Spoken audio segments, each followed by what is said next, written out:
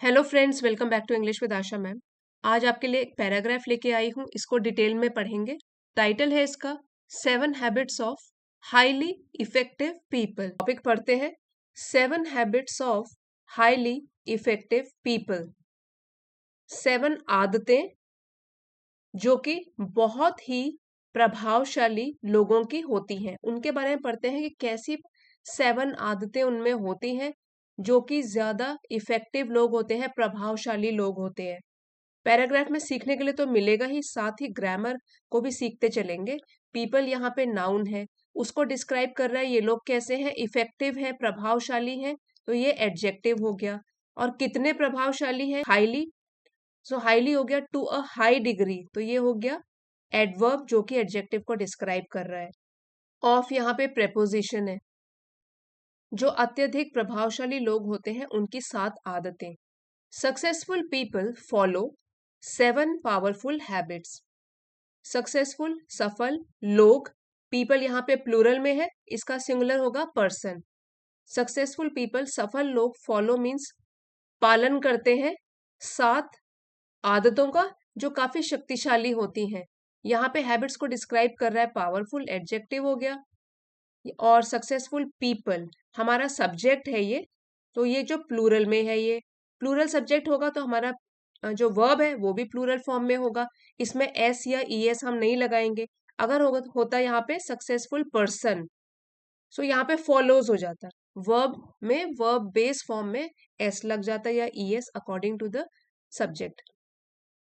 सफल लोग 7 शक्तिशाली हैबिट्स आदतों का पालन करते हैं that transform their lifes. That यहाँ पे हैबिट्स के लिए यूज किया गया है जो कि ट्रांसफॉर्म बदल देती हैं उनकी लाइफ्स को, उनके जीवन को। सो इन आदतों के लिए लिखा गया है कि जो कि बदल देती हैं, ठीक है, ट्रांसफॉर्म बदल देती हैं। देयर लाइव्स इसलिए लिखा है क्योंकि हमारा जो सब्जेक्ट है वो प्लूरल है। यहाँ पे भी हिज और हर आ सकता था, लेकिन प्लूरल सब्जेक्ट है तो प्लूरल में हमने देयर यूज किया है कि उनकी जो जिंदगी होती है उसको ट्रांसफॉर्म, उसमें बदलाव ले आते हैं या उनके जीवन को बदल देती हैं ये आदतें। They start by being proactive. वो सक्रिय रहकर शुरुआत करते हैं। सो उनकी बिगिनिंग ही किसी भी काम की कैसे होती है, प्रोएक्टिव होकर, इनिशिएटिव लेकर, पहल करके, सक्रिय रह के। Taking responsibility for their choices instead of blaming circumstances. Responsibility जिम्मेदारियां लेते हुए, अपनी चॉइस जो उन्होंने अपने लिए कोई भी विकल्प चुना है उसकी खुद जिम्मेदारी लेते हुए, क्योंकि खुद उन्होंने वो वाला चॉइस सिलेक्ट किया है।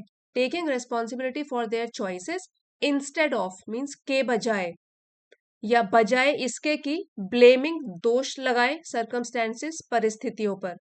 सो ऐसा कह सकते हैं कि वो लोग जो होते हैं सक्सेसफुल पीपल, परिस्थितियों को दोष देने के बजाय वो सक्रिय रहते हैं सबसे पहले, और सक्रिय होकर अपने पसंद जो उन्होंने चॉइस किया हुआ है उसकी जिम्मेदारी लेकर शुरुआत करते हैं।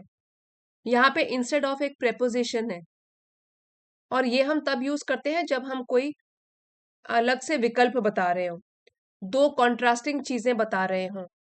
तो यहाँ पे कॉन्ट्रास्टिंग चीजें कौन कौन सी हो गई, एक तरफ तो हो गई रिस्पॉन्सिबिलिटी जिम्मेदारी, दूसरी तरफ हो गई दोषारोपण, दोष निकालना।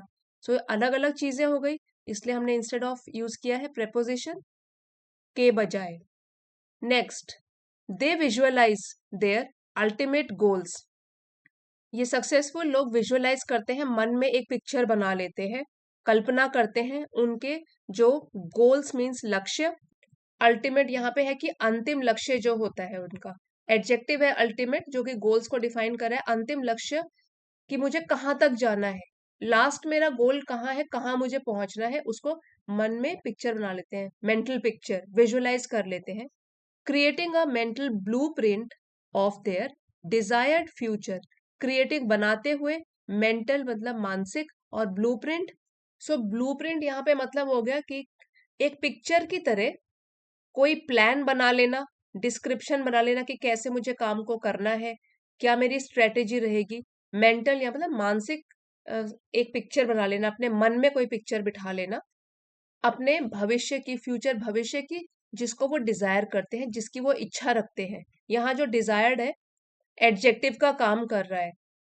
Effective individuals prioritise tasks strategically, strategically, CALLY, last में अगर आता है उसको क्ली करके प्रोनाउंस करते हैं, जैसे मैजिकली या बेसिकली। सो जो भी ये प्रभावशाली व्यक्ति होते हैं, इफेक्टिव होते हैं, प्रायोरिटाइज मीन्स वो प्राथमिकता देते हैं टास्क, काम को, स्ट्रेटेजिकली, एक रणनीति के रूप में, मीन्स वो स्ट्रेटेजी बना लेते हैं कि किस काम को वो पहले करेंगे, कौन सा काम ज्यादा जरूरी है, कौन सा काम बाद में किया जा सकता है। इस तरीके से प्रायोरिटी वाइज अपने टास्क, जो भी काम पूरे करने हैं उसको सेट कर लेते हैं। Effective individuals prioritise task strategically, तो एक स्ट्रेटेजी बनाते हैं अपने काम को पूरा करने के लिए। Focusing on what truly matters, ध्यान केंद्रित करते हुए कि क्या है जो असल में मायने रखता है। ट्रूली यहाँ पर एडवर्ब है।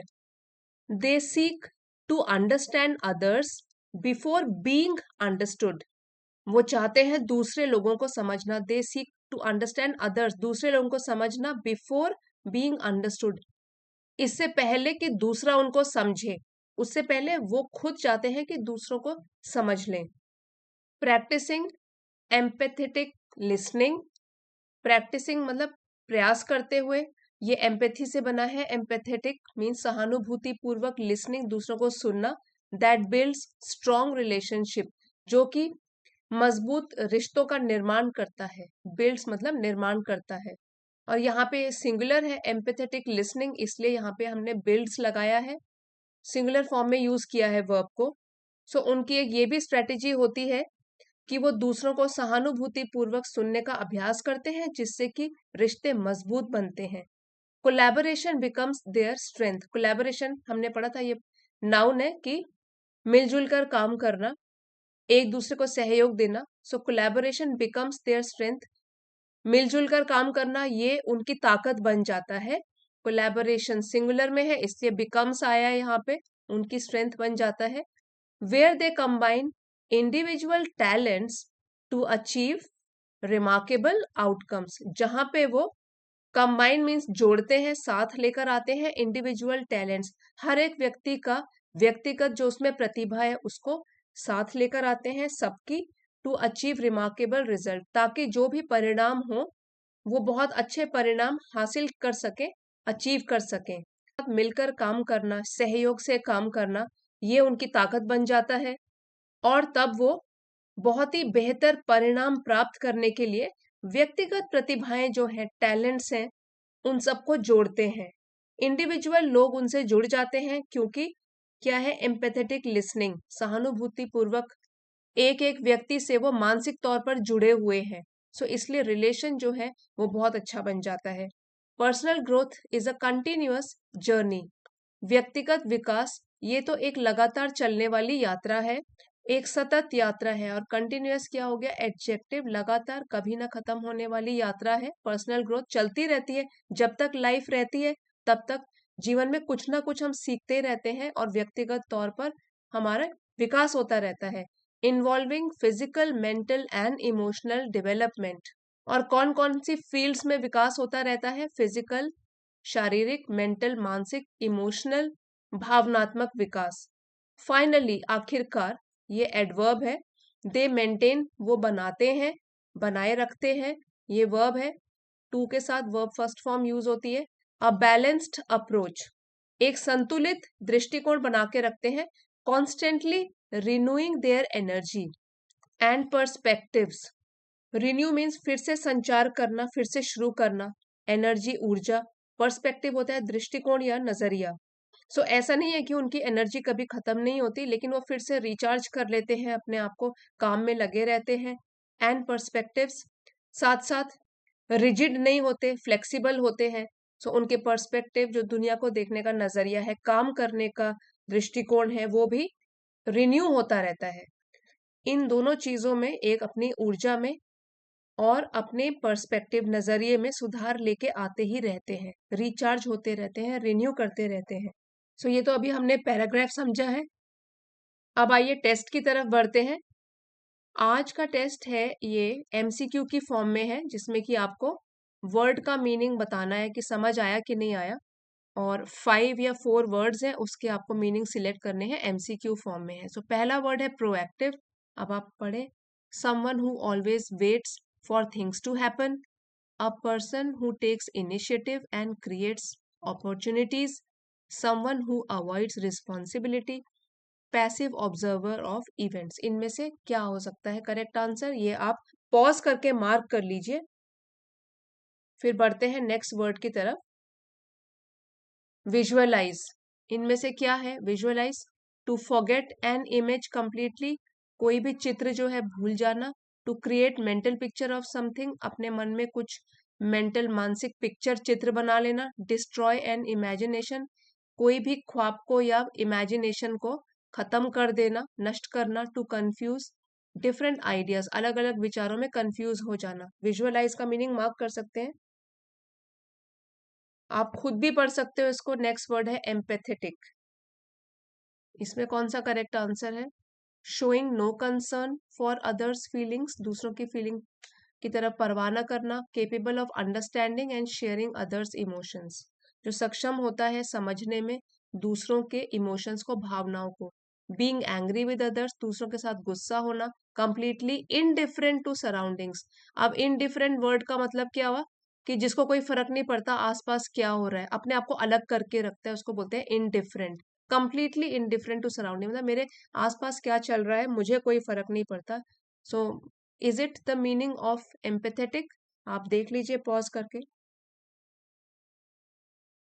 नेक्स्ट वर्ड है strategic, action without any plan, बिना किसी प्लानिंग के कदम उठा लेना, रैंडमली मेकिंग डिसीजंस, बिना कुछ सोचे समझे कुछ डिसाइड कर लेना, carefully planning to achieve specific goals, ध्यानपूर्वक प्लानिंग करना ताकि लक्ष्य की तरफ पहुंच सके, ignoring long term consequences, long term मतलब लंबे समय में जो परिणाम होने वाले हैं उसको इग्नोर करना, उसकी तरफ ध्यान न देना। स्ट्रेटेजिक का मीनिंग क्या होगा, पॉज करके आप लिख सकते हो, ऑप्शन नंबर लिख सकते हो, और अभी करेक्ट आंसर शेयर कर दूंगी। सो फ्रेंड्स, ये है हमारे करेक्ट आंसर्स, आप वन बाय वन इनको मार्क कर सकते हो, और स्कोर कितना आया वो आप कमेंट्स में लिख के बताइए। और आज के नए वर्ड्स जो आपने न्यू सीखे हैं, कुछ पहले पता होंगे कुछ नए सीखे हैं, सो वो भी आप कमेंट्स में लिख के बता सकते हो। ये लीजिए थर्ड है ये, and then this is the fourth one. Friends, video आपके लिए अगर ज़रा भी हेल्पफुल रहा है तो प्लीज़ लाइक ज़रूर कीजिएगा, इसको शेयर कीजिएगा, चैनल पे नए हैं तो सब्सक्राइब कर लीजिए। थैंक यू फॉर वॉचिंग, अगले वीडियो में मिलते हैं।